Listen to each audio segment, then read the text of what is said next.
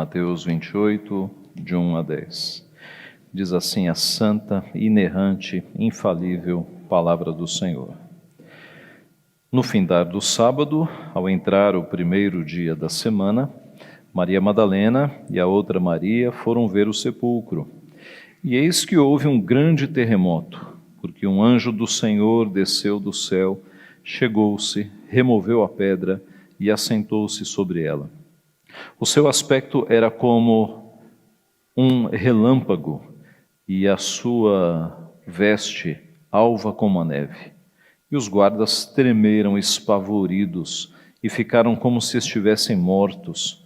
Mas o anjo, dirigindo-se às mulheres, disse: Não temais, porque sei que buscais Jesus que foi crucificado. Ele não está aqui, ressuscitou como tinha dito. Vinde ver onde ele jazia. E depois, depressa, e dizei aos seus discípulos que ele ressuscitou dos mortos e vai adiante de vós para a Galileia, ali o vereis, é como vos digo. E retirando-se elas apressadamente do sepulcro, tomadas de medo e grande alegria, correram a anunciá-lo aos discípulos. E eis que Jesus veio ao encontro delas e disse: Salve! E elas, aproximando-se, abraçaram-lhe os pés e o adoraram.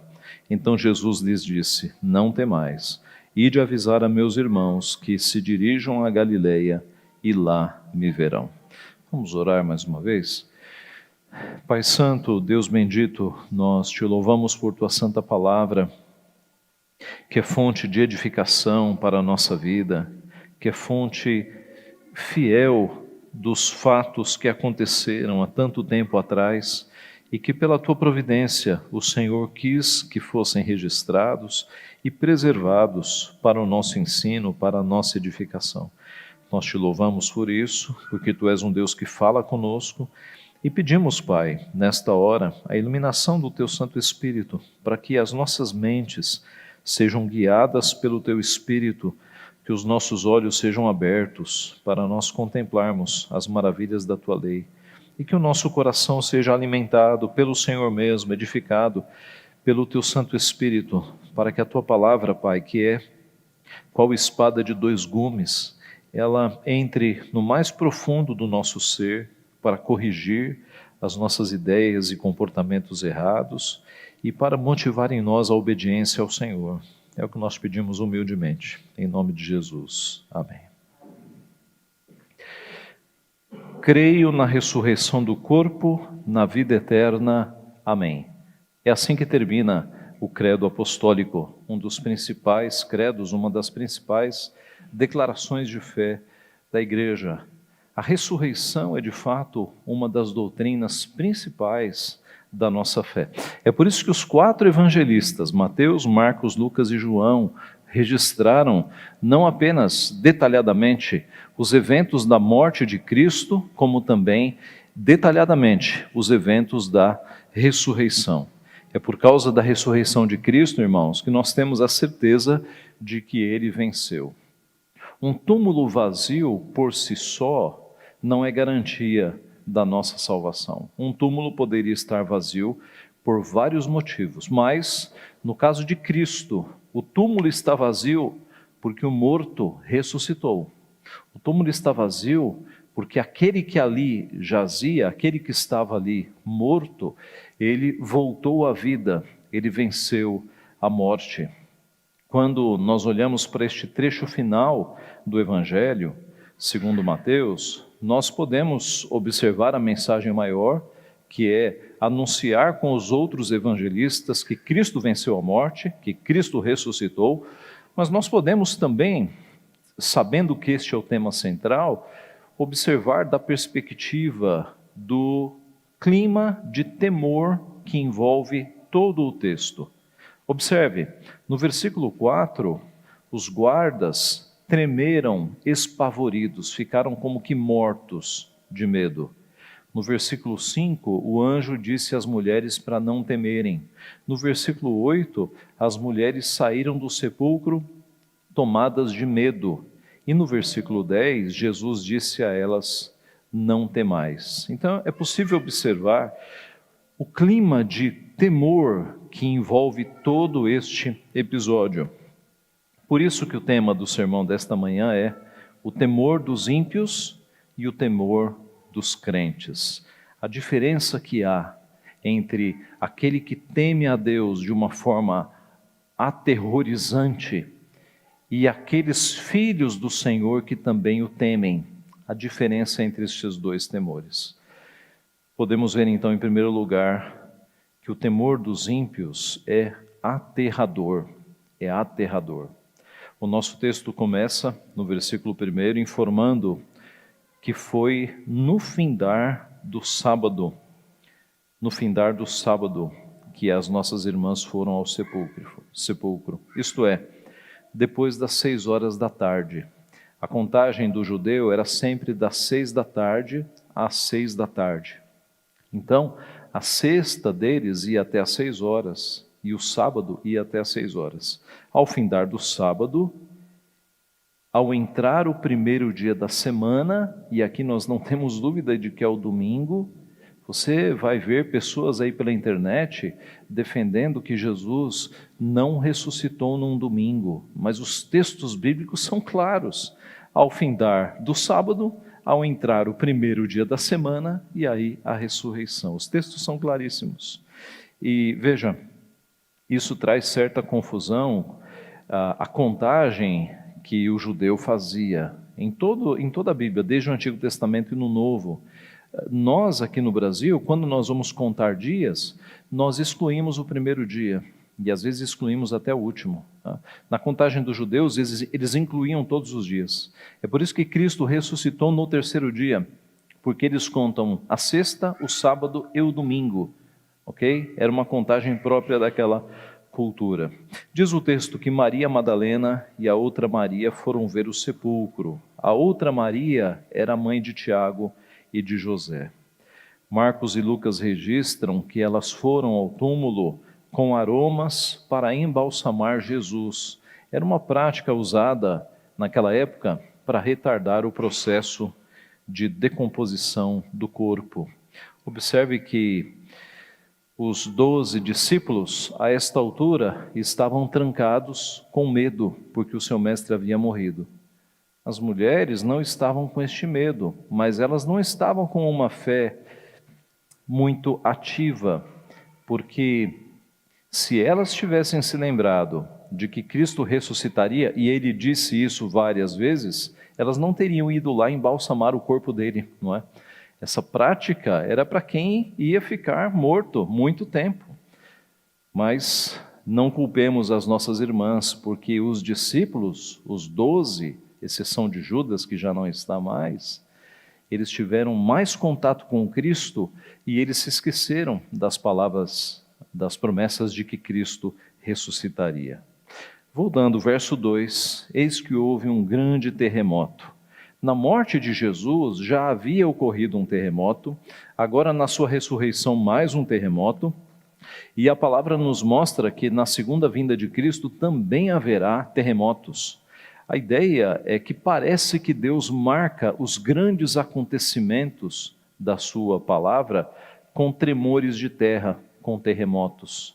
Faz com que as bases da terra se movam.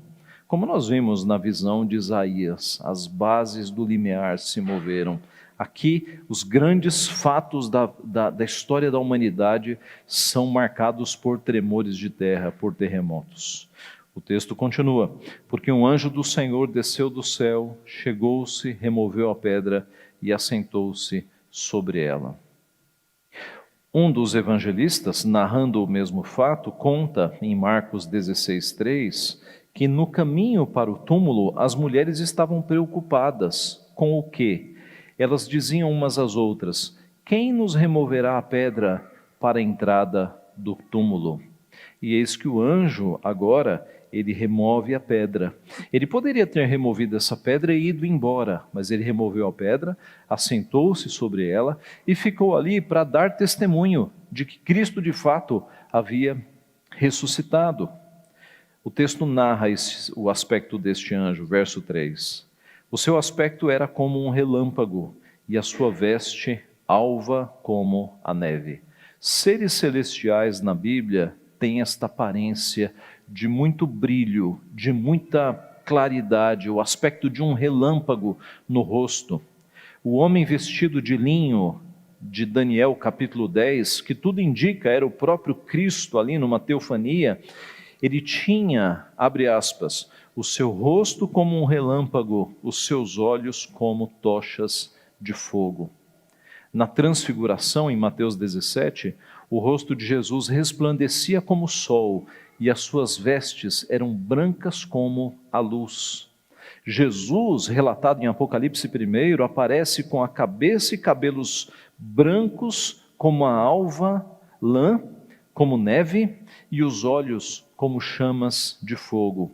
Então, esse aspecto glorioso de rostos brilhando, de rostos como que relâmpagos, é próprio de seres celestiais, a partir de Cristo glorificado e também os anjos quando aparecem.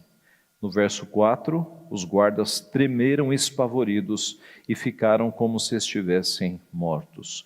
Os guardas ficaram tão assustados, tão aterrorizados, que eles ficaram como que mortos. Isso pode ser uma descrição, inclusive, de desmaio, de tão aterrorizados que eles ficaram ao ver um anjo com um aspecto de rosto de relâmpago. Esse é o terror dos ímpios, meus irmãos.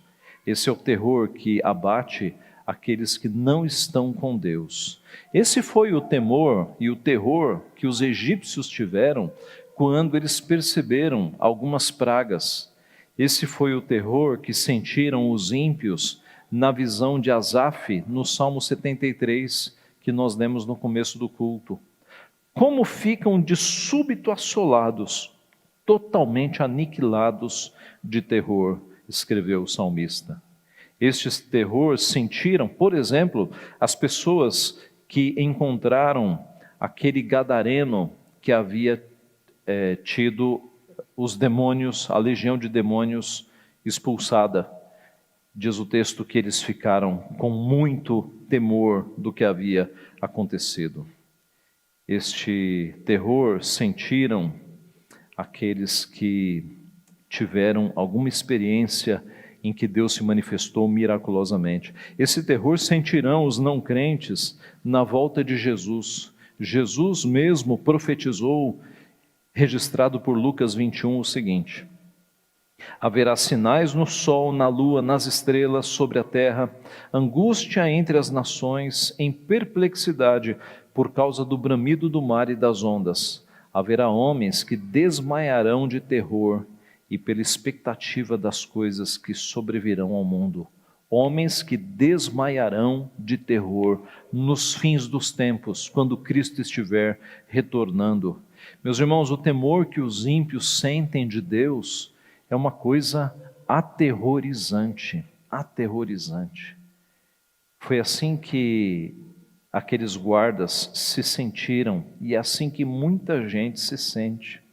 Quando a vida está indo bem, com dinheiro na conta, com festas, com jantares, com baladas, com prazeres, as pessoas não pensam em Deus.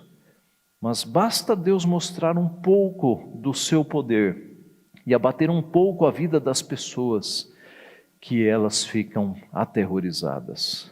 Elas ficam aterrorizadas. As pessoas que não estão apegadas a Deus, elas têm muito medo. É um medo angustiante, é um medo que não tem para onde correr, não tem para onde escapar.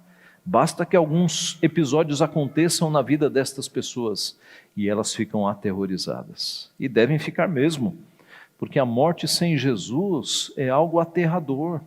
A morte sem Cristo é perdição eterna. Então as pessoas devem temer. Loucos são aqueles que não têm a Deus e não temem, e acham que tudo vai dar certo no final. Eles deveriam estar aterrorizados em saber que eles podem não ser salvos, e não serão se não tiverem a Cristo. Então, meus irmãos, em primeiro lugar, o temor dos ímpios é aterrorizante. Mas, em segundo lugar, o temor dos crentes é confiante. Veja o verso 5. Mas o anjo, dirigindo-se às mulheres, disse: não temais, porque sei que buscais Jesus, que foi crucificado. O temor dos crentes é confiante. As mulheres também temeram, mas nada é dito que elas ficaram como mortas. Nada é dito que elas ficaram ali aterrorizadas. A descrição dos guardas, note, guardas romanos, homens acostumados a ver sangue, homens acostumados a batalhas, homens que a princípio eram corajosos. Mas a descrição destes homens é que eles ficaram aterrorizados, ficaram como que mortos. As mulheres não, elas ficaram ali em pé, diante do anjo, e tiveram um diálogo com o anjo. Elas temeram, mas foi diferente. O temor do crente é diferente. O temor do crente é confiante. Nós sabemos quem nós temos servido. Nós sabemos em quem nós temos crido. O anjo as acalmou, dizendo: não temais, porque sei que buscais Jesus, que foi crucificado. Verso 6, ele não está aqui, ressuscitou, como tinha dito. Como tinha dito. Como tinha dito. O anjo está reafirmando que Jesus havia dito algumas vezes que ressuscitaria. É como que o anjo dizendo para as mulheres: vocês não sabiam? Por que vocês vieram embalsamá-lo? Ele ressuscitou como ele havia avisado. Vinde ver onde ele jazia. Então, o anjo já havia retirado a grande pedra e ele mostrou às mulheres a prova de que Jesus não estava ali, de que Jesus tinha levantado. Possivelmente ali no túmulo havia apenas as faixas. Lembra-se que ele foi totalmente enfaixado, então havia apenas os panos ali no túmulo, mas ele não estava mais lá. Ele não está aqui, ressuscitou como tinha dito. Eis que surge uma pergunta para nós: quem ressuscitou Jesus? A obra da ressurreição foi de quem? Do Pai, do Filho ou do Espírito Santo? A Bíblia diz que foi do Pai. Romanos 6,4 diz: Cristo foi ressuscitado dentre os mortos pela glória do Pai, por meio da glória do Pai. Diz em Gálatas 1:1, Paulo, apóstolo, não da parte de homens, nem por intermédio de homem algum, mas por Jesus Cristo e por Deus Pai, que o ressuscitou dentre os mortos. Deus Pai, que o ressuscitou dentre os mortos. Mas a Bíblia também diz que foi uma obra do Espírito Santo. Romanos 8:11, se habita em vós o Espírito daquele que ressuscitou a Jesus dentre os mortos, o Espírito daquele que ressuscitou a Jesus dentre os mortos, esse mesmo que ressuscitou a Cristo Jesus dentre os mortos, vivificará também o vosso corpo mortal, por meio do seu Espírito que em vós habita. E a Bíblia diz finalmente que o próprio Cristo participou da sua ressurreição.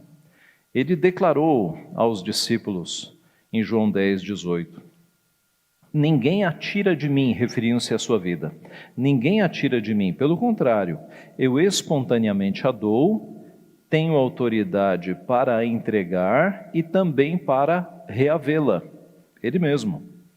Em João 2, mostrando ou sendo apresentado as grandezas do templo que Herodes havia melhorado, colocando grandes colunas, ele disse: destruí este santuário e em 3 dias o reconstruirei. Replicaram os judeus: em 46 anos foi edificado este santuário e tu em 3 dias o levantarás? Ele, porém, se referia ao santuário do seu corpo. Qual é a resposta então? A ressurreição foi uma obra de Deus Pai, Deus Filho e Deus Espírito Santo. Nós temos mais uma vez a confirmação da Trindade na Bíblia. É Deus Pai, Deus Filho e Deus Espírito Santo operando. Verso 7. E depois depressa e dizei aos seus discípulos que ele ressuscitou dos mortos e vai adiante de vós para a Galileia, ali o vereis, é como vos digo. Coube então às mulheres o privilégio de anunciar, em primeiro lugar, que Cristo havia ressuscitado. Coube às mulheres o privilégio de dar as boas novas aos discípulos que estavam trancados, com medo. Elas foram as anunciadoras da ressurreição de Cristo. E sobre a informação de que ele se encontraria com eles na Galileia, Cristo já havia dito isso em Mateus 26, 32. Diz lá: mas depois da minha ressurreição, irei adiante de vós para a Galileia. Observe como Cristo tinha o controle e o senhorio de todos os detalhes. Cristo já estava dizendo: depois da minha ressurreição, eu vou me encontrar com vocês na Galileia. E agora o anjo confirma. Verso 8: retirando-se elas apressadamente do sepulcro, tomadas de medo e grande alegria, correram a anunciá-lo aos discípulos. Medo e alegria.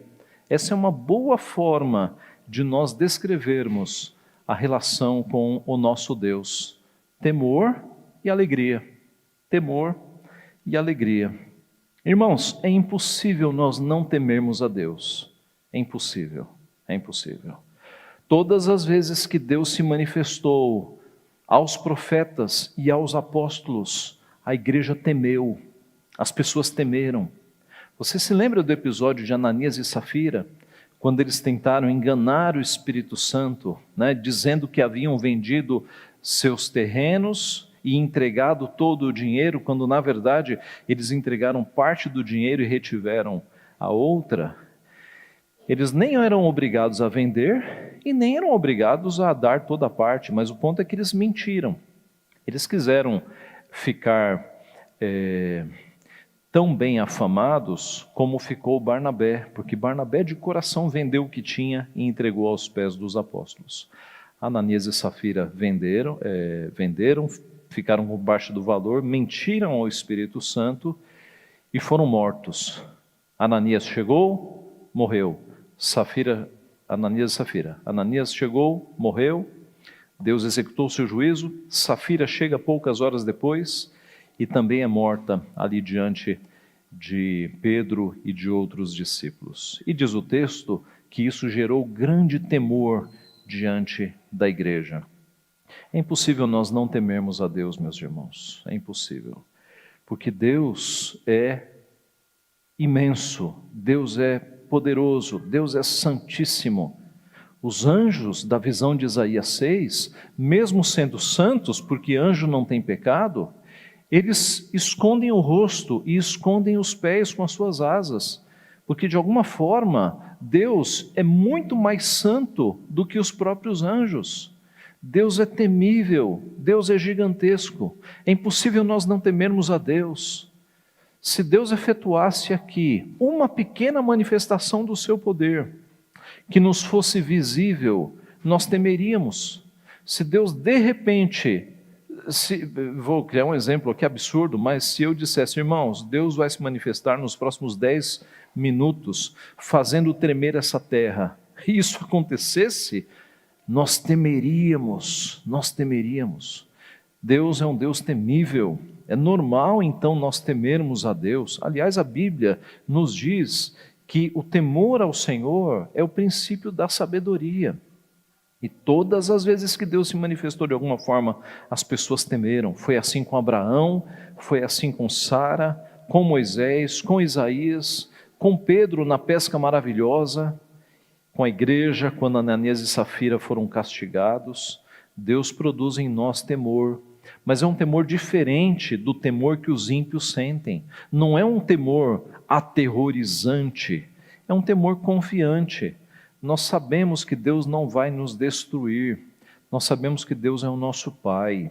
É nesse sentido então que a Bíblia ensina: o temor do Senhor é o princípio da sabedoria. É um temor respeitoso e reverente. É um temor que inclui amor e alegria. Mudando o que deve ser mudado, é mais ou menos o que nós sentimos, especialmente quando crianças, com relação aos nossos pais. Nós os temíamos e nós os amávamos. Temor e amor é o que nós temos com relação ao nosso Deus. Nós o tememos, nós o amamos. É um temor confiante. Verso 9: eis que Jesus veio ao encontro delas e disse: salve, e elas, aproximando-se, abraçaram-lhe os pés e o adoraram. Observe que agora o próprio Jesus ressurreto vai ao encontro das suas discípulas. E elas abraçam os seus pés e o adoram. Elas caem nos seus pés para adorá-lo. Elas não abraçam Jesus no mesmo nível das nossas relações humanas, mas elas se prostram. Eu não consigo me imaginar chegando na glória e dando um abraço em Jesus. Isso me parece muita igualdade. Eu me imagino chegando e me jogando nos pés dele. É lá que é o nosso lugar, aos pés de Cristo. E foi isso que aconteceu aqui com as nossas irmãs. Meus irmãos, hoje muitas igrejas tratam Jesus como se Jesus fosse um igual, como se Jesus não fosse digno de adoração, de temor, de reverência. Igrejas que são irreverentes, igrejas que são informais, igrejas que não tributam a Cristo a reverência e o temor e a adoração que Ele merece, porque Ele é Rei dos Reis, Ele é Senhor dos Senhores. O nosso lugar é aos pés de Cristo, adorando prostrados diante dos seus pés.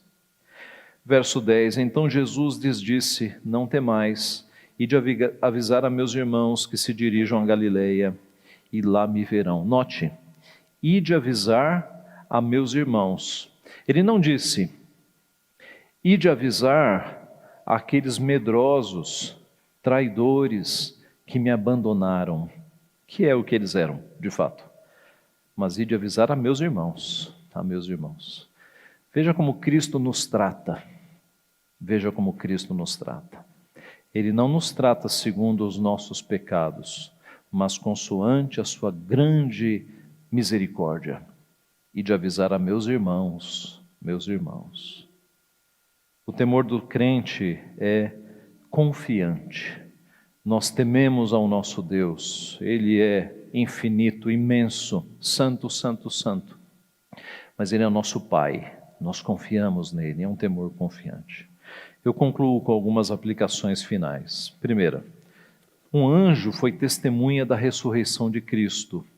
Na volta de Cristo, alguns anjos ou muitos anjos serão aqueles que vão recolher de todas as partes da terra os crentes. Os anjos também estarão envolvidos na volta de Cristo, como suas testemunhas e como seus servos recolhendo os crentes para levar para a eternidade. Segunda, Deus executa o seu juízo em 2 lugares e 2 lugares apenas, ou na cruz ou no inferno.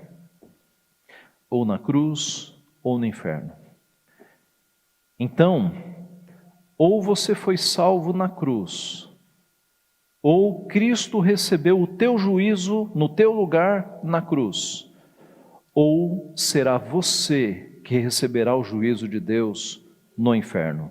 Não existe um terceiro lugar, não existe purgatório, não existe segunda chance, nada. 2 lugares, ou na cruz ou no inferno. Ou você recebeu o juízo, Cristo recebeu no teu lugar na cruz, ou você receberá o juízo no inferno. É por isso que você tem que se preocupar com este assunto. Você já está em Cristo.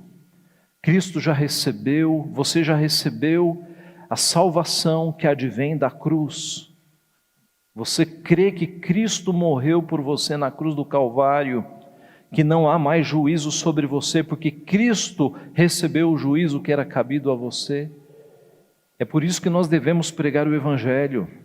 É por isso que o Evangelho trata-se das boas novas, das boas notícias de salvação, para que as pessoas saibam que elas não precisam passar pelo inferno, elas não precisam sofrer no inferno, porque Cristo já sofreu na cruz do Calvário.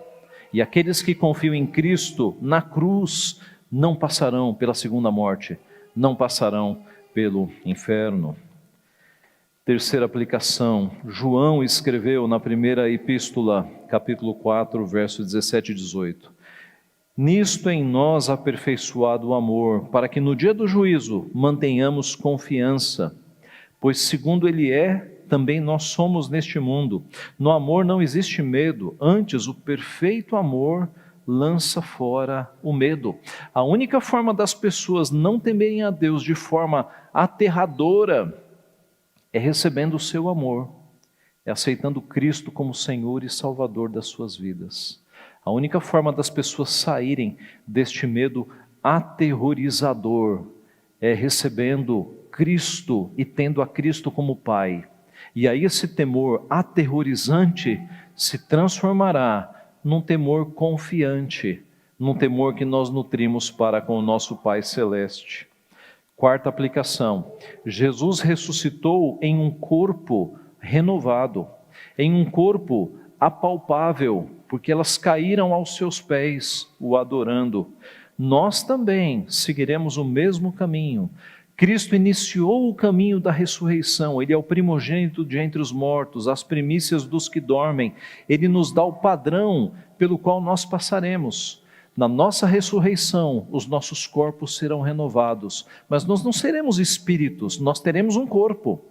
Cristo nos fez com corpo, e a ressurreição é para nos devolver o corpo, só que um corpo agora glorificado, sem nenhuma mancha, nenhuma marca do pecado, um corpo totalmente transformado. E por fim, a quinta aplicação: quando nós formos morrer, e todos nós passaremos por isso, os cuidados sobre onde seremos enterrados, como será o funeral, essas questões, irmãos, são de pouca importância, diante do sublime e glorioso fato de que nós estaremos com Cristo e um dia nós seremos ressuscitados.